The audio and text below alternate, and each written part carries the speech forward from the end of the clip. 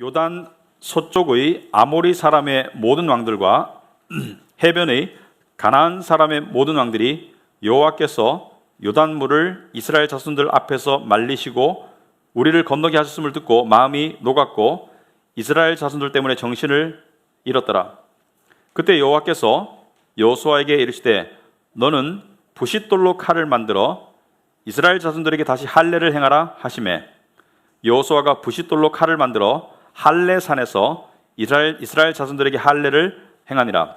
여호수아가 할례를 시행한 까닭은 이것이니 애굽에서 나온 모든 백성 중 남자 곧 모든 군사는 애굽에서 나온 후 광야길에서 죽었는데 그 나온 백성은 다 할례를 받았으나 다만 애굽에서 나온 후 광야길에서 난 자는 할례를 받지 못하였습니다. 이스라엘 자손들이 여호와의 음성을 청종하지 아니하므로 여호와께서 그들에게 대하여 맹세하사 그들의 조상들에게 맹세하여 우리에게 주리라고 하신 땅 곧 젖과 꿀이 흐르는 땅을 그들이 보지 못하게 하리라 하시매 애굽에서 나온 족속 곧 군사들이 다 멸절하기까지 40년 동안을 광야에서 헤매었더니 그들의 대를 잇게 하신 이 자손에게 여호수아가 할례를 행하였으니 길에서는 그들에게 할례를 행하지 못하였으므로 할례 없는 자가 되었음이었더라.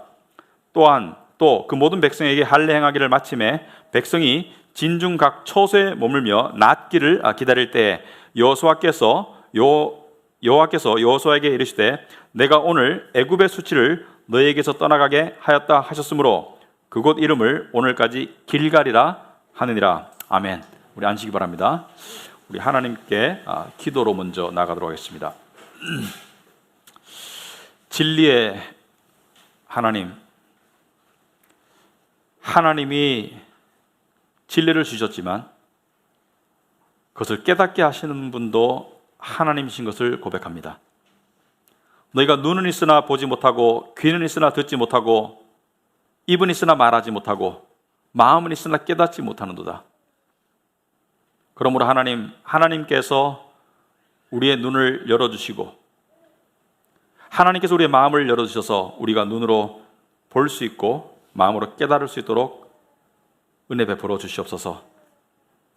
이 세상을 살면서 하나님이 주시는 신령한 은혜 없이 어떻게 하나님의 백성으로 인간답게 살 수가 있겠습니까? 하나님 아버지, 아무쪼록 우리를 긍휼하게 주시옵시고 우리에게 은혜를 베풀어 주시옵소서. 예수님 이름으로 기도합나이다. 아멘. 자, 오늘 본문은 이 1절을 먼저 읽고 우리가 살펴보고 난 다음에 진도를 나가는 게 좋겠습니다. 우리 1절을 보시면은 요단 서쪽에 아모리 사람의 모든 왕들과 해변의 가나안 사람의 모든 왕들이 여호와께서 요단물을 이스라엘 자손들 앞에서 말리시고 우리를 건너게 하셨음을 듣고 마음이 녹았고 이스라엘 자손들 때문에 정신을 잃었더라. 자, 이 말씀을 우리가 이 배경을 설명을 해야 될 텐데 여러분 이스라엘의 지도를 다시 한번 설명을 드리자면은 이스라엘은 이 동쪽에 요단강이 있고 서쪽에는 지중해가 있습니다. 요단강은 갈릴리 호수 잘 아시죠? 예수님께서 주로 활동하셨던 갈릴리 호수에서 시작해서 밑에 사해바다, 그러니까 소금기가 많은 생명체가 살 수 없는 사람이 둥둥 뜨게 되는 사해바다까지 흐르는 강입니다. 그러니까 요단 동쪽은 광야 쪽이고 요단 서쪽은 가나안 땅의 시초죠. 여리고성이 여기 있어요. 그죠? 그 다음에 서쪽은 지중해로 막혀 있습니다. 지중해는 유럽, 아시아, 아프리카 대륙으로 둘러싸인 바다. 바다는 바다예요. 왜냐하면 대서양과 지브롤타 해협으로 연결되어 있습니다. 지브롤타 해협이 길이가 한 20km밖에 안 되기 때문에 거의 이 거대한 바다가 땅 가운데 갇혀 있는 것 같다. 그래서 지중해, 땅 가운데 있는 바다다. 그래서 가나안 땅은 동쪽으로는 요단강, 서쪽으로는 지중해 바다 이렇게 보시면 되겠습니다. 근데 가나안에는 여러 종류의 부족들이 살았어요. 그런데 크게 두 부족으로 나뉩니다. 아모리 족속과 가나안 족속. 아모리 족속 안에서도 여러 부족들이 있고요. 가나안 족속 안에서도 여러 부족들이 있는데 아모리 족속은 요단강 동편, 그러니까 광야 쪽과 요단강 서편, 가나안 땅 쪽에 살았어요. 나중에 이스라엘 백성들도 가나안 땅에 다 들어가지 않습니다. 이스라엘 두 지파와 므낫세 지파의 반이 요단강 동쪽 광야 쪽에 남아서 이스라엘을 형성합니다. 그러니까 이게 비슷하게 보시면 돼요. 요단강 동쪽과 서쪽에는 주로 아모리 족속이 살았다. 그 다음에 요단강 저쪽 그 서쪽 지중해 쪽으로는 가나안 족속이 살았고 그들 족속들 중에는 많은 부족들이 있었어요. 자, 그런데 이 오늘 보시면은 1절에 보시면은 요단 서쪽의 아모리 사람의 모든 왕들과 해변의 가나안 사람의 모든 왕들이 이렇게 말하고 있습니다. 그러니까 왕이라는 것은 대표성을 가지는 것이죠. 왕이 두려워하면 백성은 당연히 두려워하는 것이겠죠. 요단 서쪽의 아모리 사람들은 여전히 살아있어요. 근데 요단 동쪽의 아모리 족속 중에 대표적인 두 족속의 왕들이 시혼과 옥이라고 있습니다. 시혼과 옥은 이미 죽었어요. 이미 이스라엘 백성들이 그들을 멸절시켰어요. 그러니까 이스라엘 백성들이 요단 동쪽에 있는 아모리 족속의 두 대표적인 왕 시혼과 옥을 이미 멸절시켰기 때문에 요단강에 도달했을 때 이들은 이미 두려움에 떨고 있었어요. 가나안 백성들은.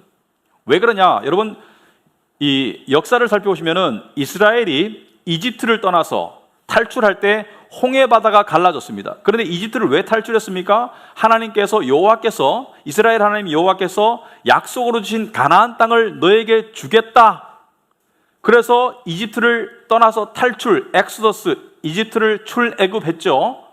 그럴 때 어떻게 나올 수 있었는가? 이집트라는 세계에서 가장 강한 나라의 노예 민족인 이스라엘이 이집트의 그 통치를 어떻게 벗어날 수 있었는가? 이스라엘의 힘으로 벗어난 게 아니죠. 이스라엘의 하나님인 여호와께서 그들을 벗어나게 하셨고 10가지 재앙으로, 그 다음에 홍해 바다 앞에 섰을 때 뒤에는 이집트 군대가 쫓아왔었어요. 여러분 출애굽기에 나오죠. 이집트 군대가 쫓아왔는데 도간에 든 쥐 같았어요. 그러니까 앞에는 홍해 바다고 건널 수 없는, 뒤에는 이집트 군대가 추격했는데 어떻게 건넜습니까? 홍해 바다가 쩍 갈라졌어. 그리고 갈라진 홍해 바다를 마른 땅을 걸어서 광야로 걸어 나왔고, 이집트 군대는 추격하다가 홍해 바다 중간에서 물이 합쳐져서 수장되었어요. 드라운됐어요. 수장되었어요. 이 이야기를, 이 전설과 같은 기적의 이야기를 가나안 백성들이 소문으로 들었습니다. 굉장히 기적적인 일이었기 때문에 아주 빠르게 가나안 백성들에게 전파되었었어요. 그 이야기를 어떻게 알 수 있습니까? 바로 2장에서 라합이 이야기해줬죠. 여러분 2장에 보시면 이런 내용이 있습니다. 정탐꾼들이, 그러니까 지금 이때는 언제죠? 요단강을 건너기 전에, 요단강 동편에서 정착했던 이스라엘 백성들이 요단강을 건너기 전에 요단강을 건너서 여리고 성으로 2명의 정탐꾼을 보냈는데 하필 라합의 집에 들어갔어요. 근데 라합이 그들에게 뭐라고 말했습니까? 여호수아 2장 9절에 나는 주께서 이 땅을 당신들에게 주신 것을 압니다.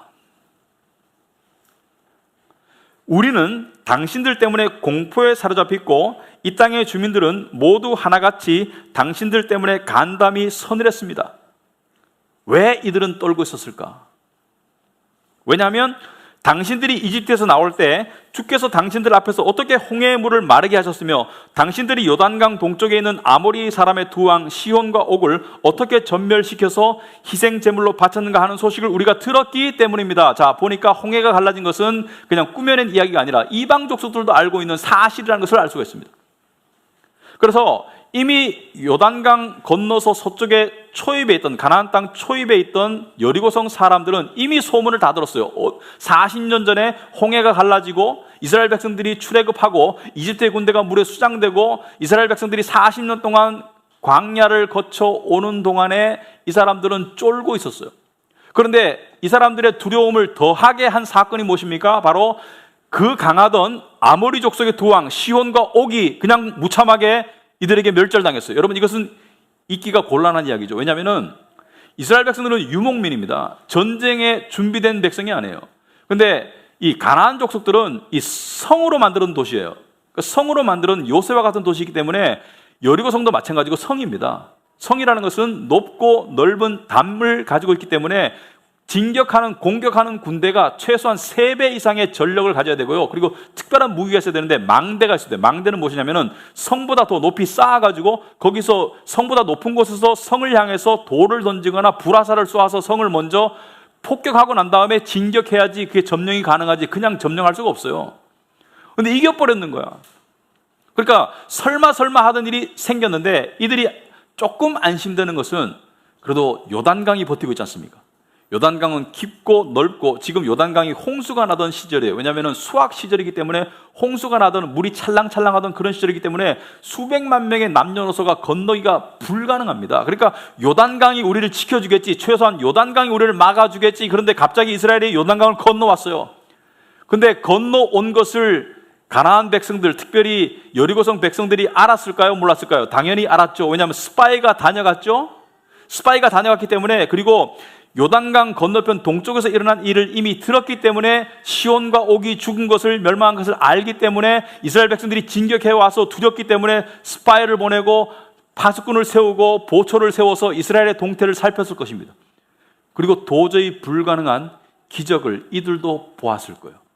언약궤를 맨 이스라엘의 이상하게 복장하란 제사장들이죠. 제사장들이 언약궤를 메고 앞으로 갔는데 물이 쩍 갈라졌어.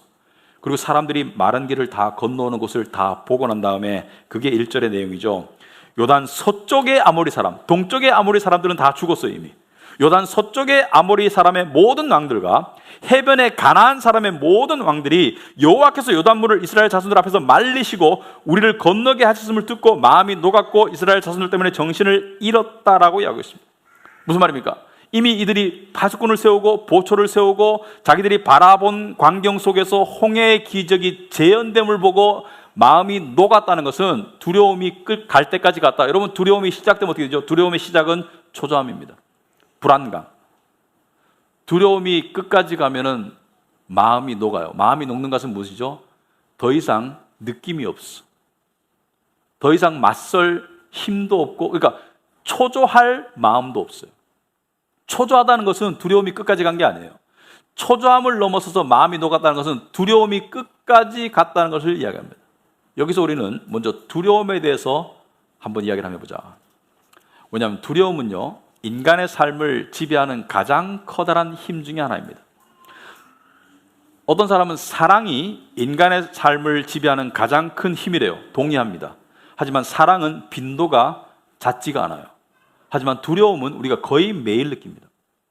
여러분, 세상에 살면서 두려움을 거의 매일 느껴요. 크게는 지정학적 두려움, 언제 전쟁이 날 줄 모르는 이 한반도의 두려움, 태풍이 오는 자연재해, 지진에 대한 두려움, 우리나라도 지진이 있었죠. 그러나 우리가 일상적으로 느끼는 두려움은 건강에 대한 두려움, 물질에 대한 두려움, 미래에 대한 두려움, 자식에 대한 두려움, 결혼에 대한 두려움, 배우자에 대한 두려움, 이런 것들입니다. 말하자면은 상황과 관계에 대한 물질이나 어떤 건강이나 그런 상황, 미래 상황, 직장 상황, 공부 상황, 스펙 상황, 두려움은 우리의 삶을 늘상 지배하고요. 두려움은 우리로 하여금 막대한 에너지를 쓰게 만듭니다. 두려움 때문에 우리는 엄청난 정신적인 에너지를 사용해요. 실제로 북한이 쳐들어온다는 두려움 때문에 우리는 수십 년 동안 엄청난 국방비를 사용해 왔어요. 두려움 때문에. 두려움은 우리의 삶을 엄청나게 지배합니다. 그런데 아이러니하게도 여러분이 객관적으로 지금 스토리를 바라보시잖아요. 객관적으로 바라보면은 이스라엘 사람들과 가나안 사람들, 어차피 한번 붙어야 될 운명인 이스라엘 사람들과 가나안 사람들이 둘 다 서로를 엄청나게 두려워하고 있었어요. 우린 그걸 알죠. 이들은 서로 몰랐지만 둘 다 서로를 엄청나게 두려워하고 있었습니다. 이스라엘 사람들은 가나안 사람들을 얼마나 두려웠습니까? 민수기 13장에 보면은 이스라엘이 출애굽해서 가나안 땅 초입에 요단강 어귀에 최초로 도달했을 때는 불과 얼마 안 됐습니다. 1년도 안 됐어요. 40년 동안 뺑뺑이 돈 겁니다. 왜 그랬습니까? 도달하고 난 다음에 모세가 각 지파에서 한 명씩 정탐꾼을, 스파이를 12명 뽑아서 가나안 땅으로 보냈는데 이들이 가나안 땅에 갔다 와서 여호수아와 갈렙을 뺀 10명 대다수의 스파이들이 가지고 온 보고가 이것이죠. 그 땅이 젖과 꿀이 흐르는 정말 비옥한 땅인 것은 맞다. 증거로 포도송이를 막대기에 꿰어가지고 메고 왔어요. 그만큼 포도송이가 크다는 것이죠. 크다는 것은 땅이 그만큼 비옥하고 살기 좋다는 거예요. 근데 여기서 그치지 않고 거기 가보니까 가나안 땅은 성읍들, 그러니까 이 요새들로 꽉 차 있더라. 무슨 말이냐면 여리고성도 요새지. 그러니까 난공불락처럼 보이는 큰 성들로 꽉 차 있다. 그러니까 뭐예요? 전쟁에서 이길 수가 없다는 거예요. 군사도 없고요, 무기도 없고요. 군사는 있지만 훈련이 안 돼 있죠. 무기도 없고요, 망대도 없습니다. 성을 공격하려면 망대가 있는데 없어요. 요단강을 건널 수도 없어요. 그리고 그곳 사람들은 정말 신체가 너무 커. 그러니까 키도 크고 몸집도 좋고 우리는 왜소하고 그들은 정말 거인 같아. 그래서 결론이 뭐예요? 그들 앞에 서니까 우리가 메뚜기 같습니다. 그래서 백성들이 다 두려움에 떨었어요. 자, 여기서 중요한 영적인 원리가 있습니다. 두려움은 불신앙의 대표적인 모습이다. 두려움은 불신앙의 대표적인 모습이다. 그 두려움으로 드러난 이스라엘의 불신앙 때문에 하나님께서 노하셔서 어떻게 하셨습니까? 자, 20살 아래까지는 아이들에겐 책임을 묻지 않겠다. 하지만 너희 성인들은 하나도 남김없이 광야 40년을 뺑뺑이 돌리는 동안에 광야에서 다 죽어야 된다. 당장 죽이진 않겠지만은 광야에서 40년 안에 다 죽는다는 것은 대부분 단명한다는 거예요. 그래서 다 죽고 여호수아와 갈렙만 믿음의 사람들만 살아서 들어갔습니다. 그러니까 말하자면 한 1, 200만 명 중에 다 죽었어요.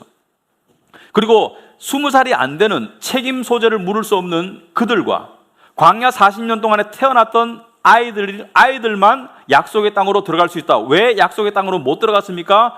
믿음이 없어서. 믿음이 없다는 것은 어떻게 할 수 있습니까? 두려움 때문에. 여러분이 삶 가운데 두려움을 많이 느낀다면 그것은 아마도 믿음이 부족하다는 증거일 것입니다. 이스라엘은 가나안을 그만큼 두려워했어요. 그런데 아이러니하게도 가나안 사람들은 처음부터 이스라엘을 두려워하고 있어요. 홍해가 갈라진 기적의 이야기를 듣고 처음부터 두려워하고 있었는데 그들이 쪼벅쪼벅 다가옴에 따라서 두려움이 증폭되었고 급기야 시혼과 옥이라는 아모리 족속의 두 왕이 가나안 동편에 있던 두 왕이 이스라엘에게 몰살당했다는 소식을 듣고 간담이 다 녹았는데 이들이 요단강에 도달했을 때 일말의 희망이 있었습니다. 못 건널 거야. 도저히 못 건널 거야. 그런데 이들이 건너버렸어요. 자, 그런데 여기서 차이점이 있습니다. 둘 다가 서로를 두려워했는데 하나는 사람을 두려워했어요. 누가? 이스라엘 백성들은 가나안 사람을 두려워했어요. 그런데 가나안 사람들이 두려워한 것은 이스라엘 사람이 아닙니다. 가나안 사람이 두려워한 것은 이스라엘은 적이 못 돼요. 가나안 사람이 두려워한 것은 이스라엘의 하나님 여호와를 두려워한 거예요. 사실은 겉으로 보면 신앙심이 구원에 관한 신앙심은 아니지만 하나님의 존재와 능력에 대한 믿음은 가나안 사람들이 더 좋아요. 아이러니하죠? 이스라엘이 하나님을 믿었다면 가나안 사람을 두려워하지 않았을 텐데 하나님을 안 믿었기 때문에 가나안 사람을 두려워했어요. 근데 반대로 가나안 사람들은 이스라엘을 엄청나게 두려워했습니다. 왜? 하나님의 존재와 하나님의 능력을 더 믿었기 때문에. 참 아이러니하죠.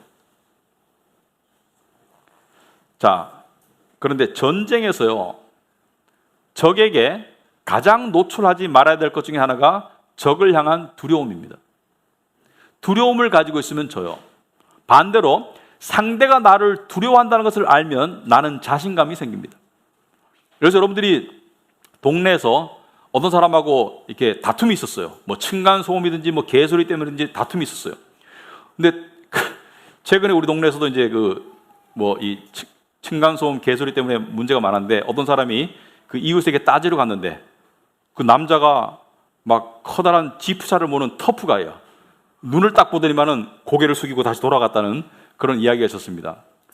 너무 두려워서 말을 못 꺼냈다. 자, 그런데 여러분 다퉜다고 싶다. 다퉜는데 서로 좀 긴장하겠죠. 저 사람이 어떻게 나올까? 그런데 제3자를 통해서 그 사람이 당신과 다투고 난 다음에 굉장히 마음이 괴로워하고 무서워하더라. 이런 얘기를 들으면 어떻게 돼요? 나는 갑자기 자동적으로 두려움에서 벗어나고 자신감이 차오르기 시작합니다. 상대가 두렵다는 사실을 알면 나는 자신감이 차오르게 되어 있습니다.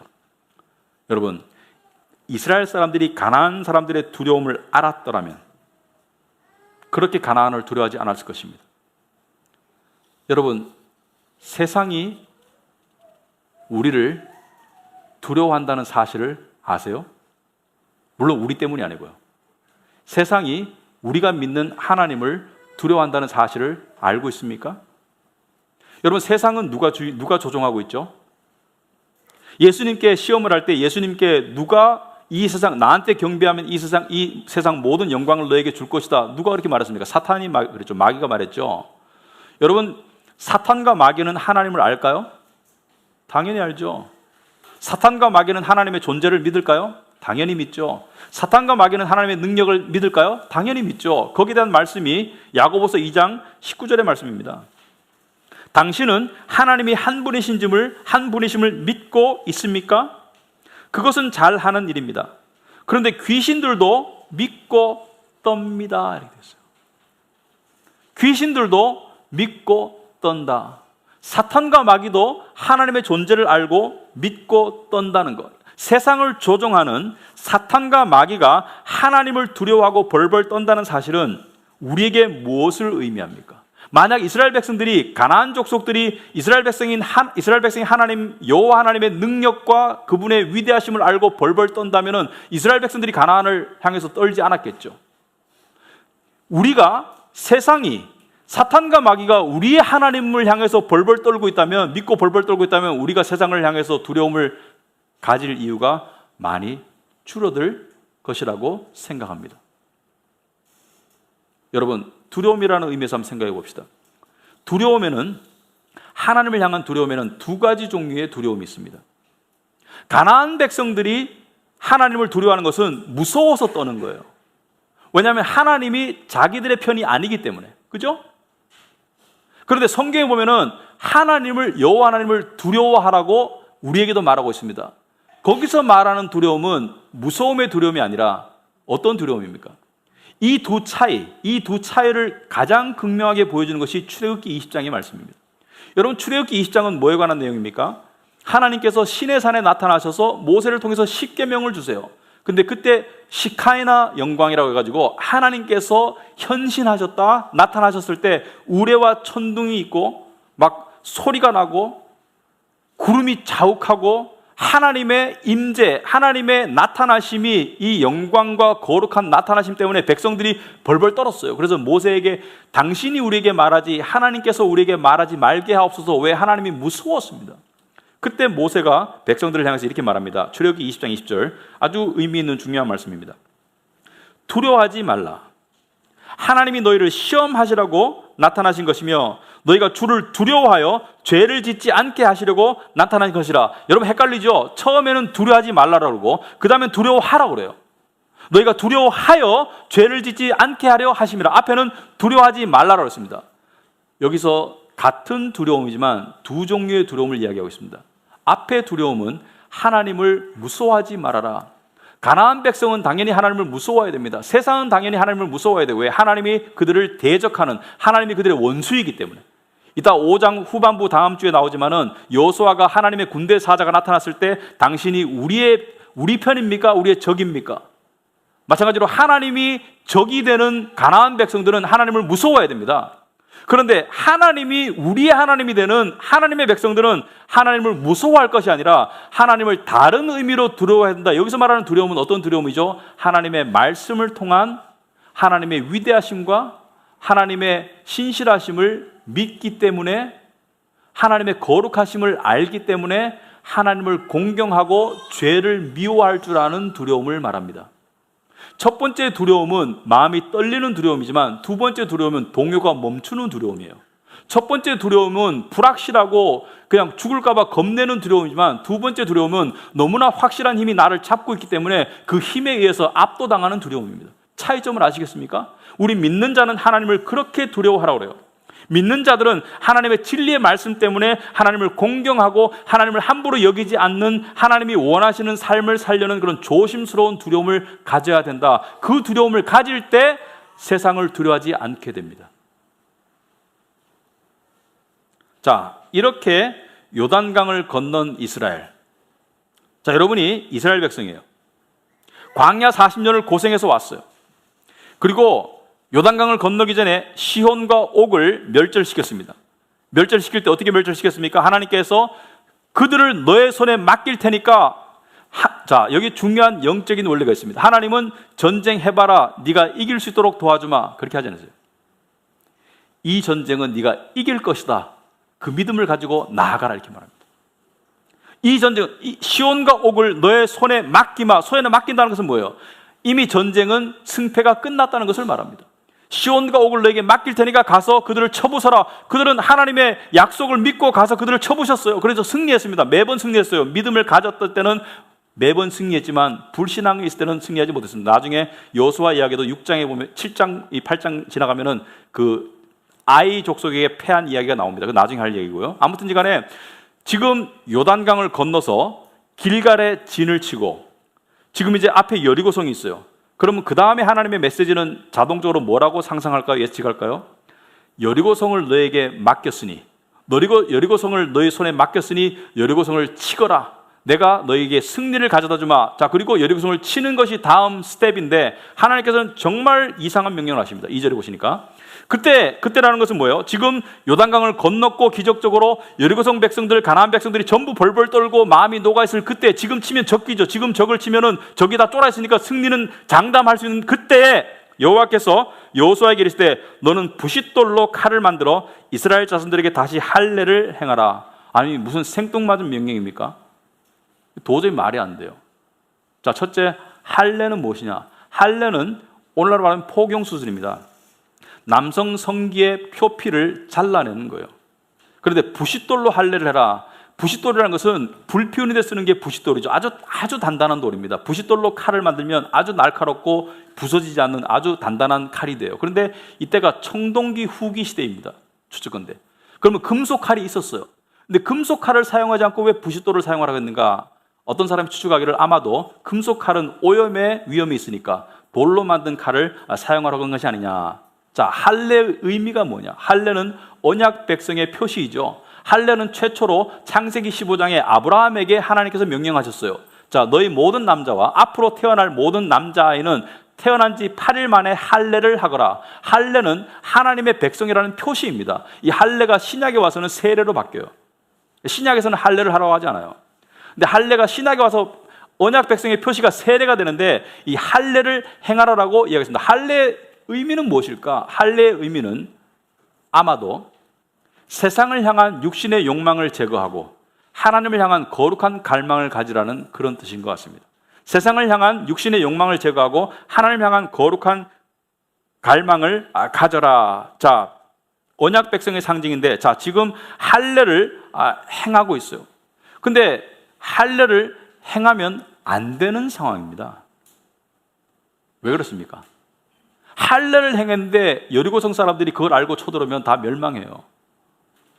왜냐하면 할례를 하면 특히 아기가 아니고 장성한 성인이 할례를 하면 며칠 동안 움직일 수가 없어요. 특별히 3일째 되는 날은 거동이 거의 불가능할 정도. 옛날에 마취가 안 되는 걸 상상해 보세요. 요즘 수술하면 다 마취를 하지 않습니까? 마취가 안 되고 진통제가 없어요. 그냥 할례하는 거예요.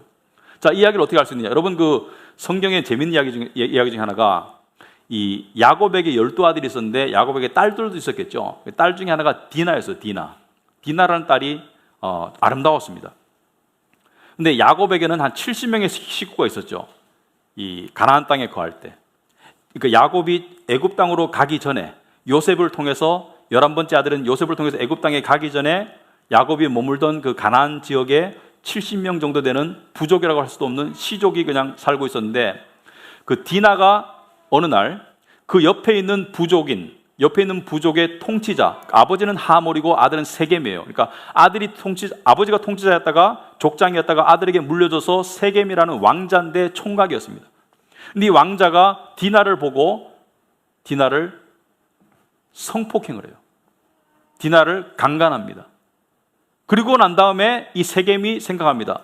비록 내가 이 여자를 성폭행했지만 이 여자가 아리따움으로 내 아내로 삼아야지. 그래서 아버지가 사정합니다. 아버지, 옆에 야곱이라는 집안에 디나를 제가 성폭행했는데 그 여자를 제 아내로 삼고 싶습니다. 이렇게 얘기를 해요. 아버지가 아들의 청을 듣고 그렇게 해주기 위해서 아들 세겜을 데리고 야곱을 찾아갑니다. 그래서 제안을 합니다. 미안하다. 내 아들이 네 딸을 성폭행해서 미안하지만 책임질게. 우리 집안은 왕족이야. 그러니까 책임질 테니까 우리 서로 혼인하자. 그리고 얘들만 혼인시킬 것이 아니라 너희의 딸들도 우리에게 주고 우리의 딸들도 너에게 줘서 우리가 통혼하는 그런 민족이 되자. 그러니까 말하자면 민족끼리 교류해서 하나의 민족으로 만들자. 그러면 너희 재산이 우리의 재산이 되고 우리의 재산이 너희 재산이 되는 거 아니냐. 그러니까 말하자면은 정략적인 결혼을 하자. 물론 속으로는 내심으로는 우리가 더 강하고 세니까 너희들을 우리에게로 통합시킬 것이다. 이런 의도가 담겨 있었겠죠. 이 이야기를 들었을 때 야곱이 대답하지 않았습니다. 자기의 누이가 성폭행 당한 것을 안 오라비들이 열받았어요. 그래가지고 시몬과 이 야곱의 아들들이 제안을 합니다. 세겜에게. 세겜의 아버지 하몰과 세겜에게 제안을 합니다. 그러면 좋다. 그렇게 하자. 그 제안을 받아들일게. 그렇지만 우리는 할례를 해야지 결혼할 수가 있다. 우리는 하나님의 언약의 백성의 조건인 상징인 할례를 하는 백성이기 때문에 너희들도 할례를 하면 우리가 서로 통혼하고 우리가 합치마. 이 이야기를 듣고 난 다음에 세겜이 디나를 너무나 얻고 싶은 나머지, 또는 하몰의 입장에서는, 세겜의 입장에서는 이 부족을 통합하고 싶은 나머지 가서 자기의 남자들을 설득합니다. 야, 우리가 할례만 받으면은 저기 야곱 족속의 여자들을 데려올 수 있고 또 그들의 재산이 우리의 재산이 될 거야. 우리가 더 힘이 세니까. 그러니까 할례 받자. 응? 해가 다 설득해가지고 모든 남자들을 다 설득시켜서 할례를 받게 합니다. 그리고 3일째 꼼짝할 수 없을 때 시몬과 레위가 칼을 가지고 가가지고 세겜의 모든 족속을 다 죽여버려요. 왜? 할례를 하면은 꼼짝할 수가 없습니다. 꼼짝달싹할 수가 없어요.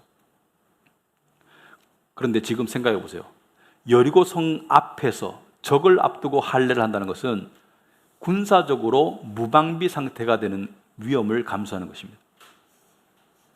그런데 어떻게 하나님께서는 그 할례를 명하실까? 왜냐하면 하나님께서는 이미 여리고성 사람들의 간담을 녹여 놓았기 때문에, 두려움으로 사로잡아 놓았기 때문에 그들이 나와서 함부로 공격할 수가 없는 상태예요. 여러분, 두려운 사람이 너무 두려워서 지금 간담이 녹았는데 성 밖에 나올 수가 있습니까? 성문을 꼭꼭 닫고 있었어요. 성문을 꼭꼭 걸어 잠그고 안에서 그냥 쥐죽은 듯이 있었어요. 다음 액션이 무엇인가? 우린 죽었구나. 그래서 할례를 시킵니다. 여기에 중요한 영적인 원리가 있습니다. 전쟁 이전에 하나님과의 관계 회복과 확인이 선행돼야 합니다. 전쟁 이전에 하나님과의 관계 회복과 확인이 선행돼야 합니다.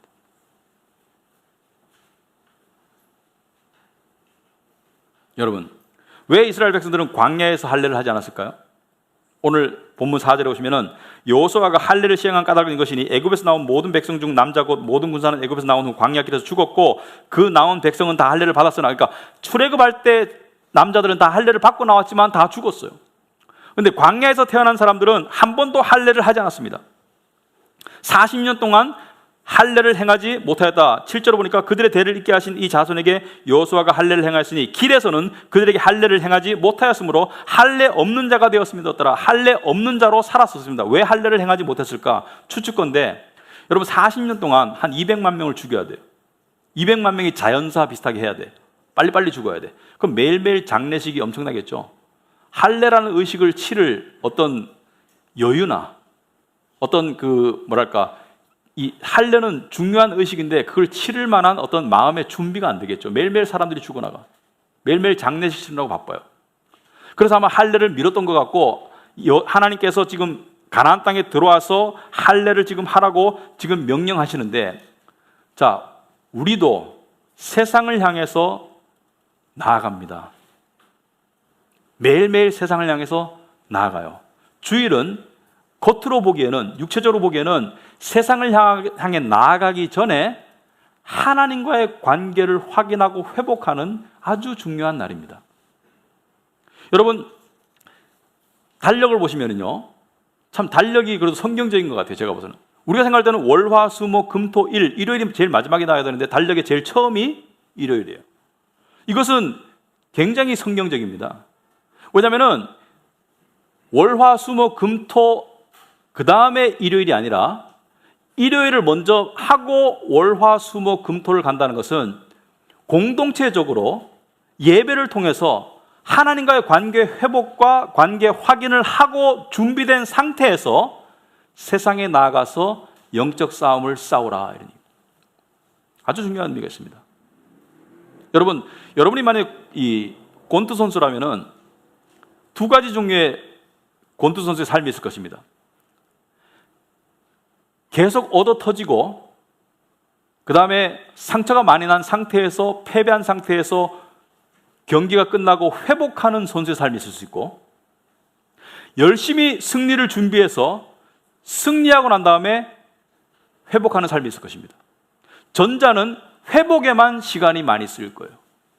후자는 승리의 준비에 시간을 많이 쓰므로 회복 기간이 짧아집니다. 왜? 그만큼 이겼기 때문에, 상대로부터 덜 터졌기 때문에. 우리 영적으로 한번 살펴봅시다. 여러분들이 하나님과의 세상에서의 영적 전쟁을 앞두고, 세상에서의 영적 싸움을 앞두고 하나님과의 관계 회복과 관계 확인을 먼저 준비하고 세상으로 나아간다면 훨씬 덜 얻어 터지고 승리하고 난 다음에 그 다음에 쉼은, 휴식은, 회복은 짧을 수 있습니다. 그런데 그 준비 없이 세상으로 나아가면 계속 얻어 터지고 주일날 회복하느라고 상처 싸매느라고 바쁠 거예요. 이 악순환의 고리를 끊어야 합니다. 그러기 위해서는 예배가 여러분의 삶의 중심이 되는 그런 삶을 살아야 될 것입니다. 여러분, 세상에서 우리가 육체적으로 전투하나요? 아니죠. 육체적으로 전투할 일은 거의 없습니다. 전쟁이 나지 않는 한, 싸움하지 않는 한. 성경이 뭐라고 말합니까? 너의 싸움은 혈과 육이 아니다. 너의 싸움은, 그러니까 몸뚱아리를 싸우는 것이 아니라 공중 권세 잡은 자와의 싸움이다. 무슨 말입니까? 영적인 싸움, 정신적인 싸움, 감정적인 싸움입니다. 여러분, 세상이 우리를 어떻게 공격합니까? 세상이 우리를 여러 가지로 공격하죠. 우리를 두려움으로 공격합니다. 우리를 유혹으로 공격합니다. 우리를 걱정으로 공격합니다. 여러분이 영적으로 준비가 안 된 상태에서, 마음의 할례가 준비가 안 된 상태에서 세상으로 나아가면 어떻게 됩니까? 얻어 터져요.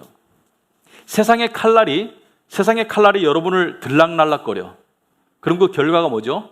결과가 두려움, 초조함, 화남, 우울함, 이런 것들이 세상에서 얻어 터진 결과입니다. 그런데 여러분이 정말 할례로서, 내적인 할례로서 하나님과의 관계 회복과 하나님과의 관계 확인을 열심히 준비하고 세상에 나가면 어떻게 되죠? 세상에서 승리하게 되어 있습니다. 그러면은 두려움과 초조함보다는 하나님께 대한 감사와 승리와 만족과 평강을 더 누릴 수 있게 되겠습니다. 이러한 원리를 설명한 것이 로마서 2장 말씀입니다. 로마서 2장 28절에 겉모양으로 유대 사람이라고 해서 유대 사람이 아니다. 겉모양으로 살에다가 할례를 받았다고 해서 할례가 아닙니다.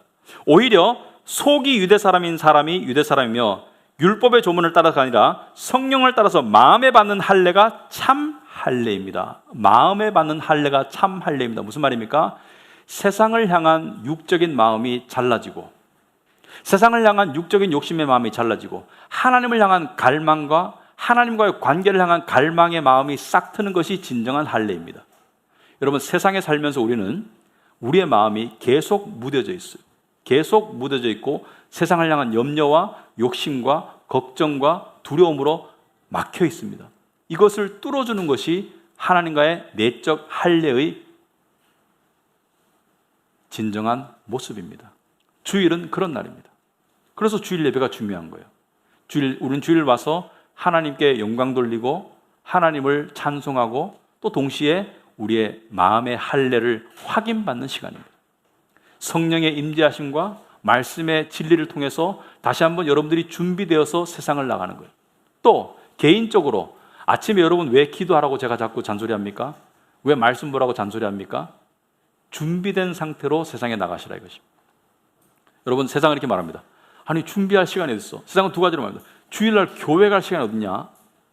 아니, 피곤해 죽겠는데 쉬든지, 심심해 죽겠는데 오락하든지, 아니면은 세상에 대해서, 세상의 무한 경쟁 시대에 자기 개발하든지, 주일날도 그죠? 자기 개발하거나 쉬거나 오락하거나 휴가 가거나, 아니 그렇게 보내야지 삶을 살아가지 교회 가서 또 시달리냐? 아니요, 세상 사람들은 몰라요. 마치 여리고성을 앞에 앞두고 할례를 왜 받냐? 이 세상으로 납득이 안 돼요. 여리고성을 앞두고 할례를 왜 받냐? 그때 무기를 하나 더 갈든지, 뭐 푸시업을 좀 더 해가지고 하든지, 뭐 음식을 잔뜩 먹든지, 물을 마시든지, 또 정신무장 이런 것을 하지 않고 왜 할례를 받고 앉았냐? 그러니까 세상적인 관점에서 봐서는 도저히 납득 안 되는. 세상 사람들이 봤을 때는 여러분이 교회 오는 거 도저히 납득 안 됩니다. 아니, 오락하든지 휴식하든지 자기 개발하든지 하지 교회 왜 가? 그거 돈도 낸다며? 그거 왜 가? 돈 주는 것도 아니고 돈 낸다며? 왜 가? 납득이 안 돼요. 돈 내고 왜 가 거기를? 뭐 하나님을 예배한다고? 그런 게 있어? 납득이 안 돼요. 그러나 우리에게는 정말로 소중한 시간입니다. 세상에 봤을 때는 여리고성을 앞두고 할례 받는 건 납득이 안 돼요. 그렇지만 우리에게는 이 시간이 어떤 시간입니까? 전쟁을 향한 하나님의 준비 시간입니다. 승리를 향한 하나님의 준비 시간입니다. 세상에 봤을 때 이상한 전쟁 준비예요. 하지만 이것이 하나님의 전쟁 준비의 시간입니다.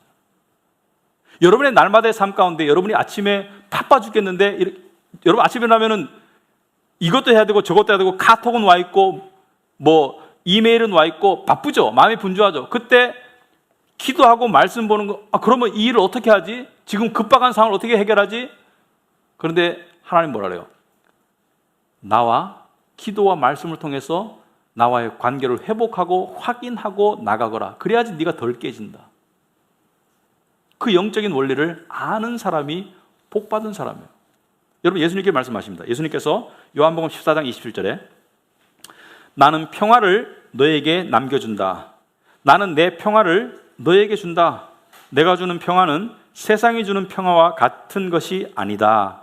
너희는 마음에 근심하지 말고 두려워하지도 말아라. 여기서 말하는 세상이 주는 평화와 같은 것이 아니라는 것은 평화의 질과 평화를 얻는 방법을 둘 다를 말합니다.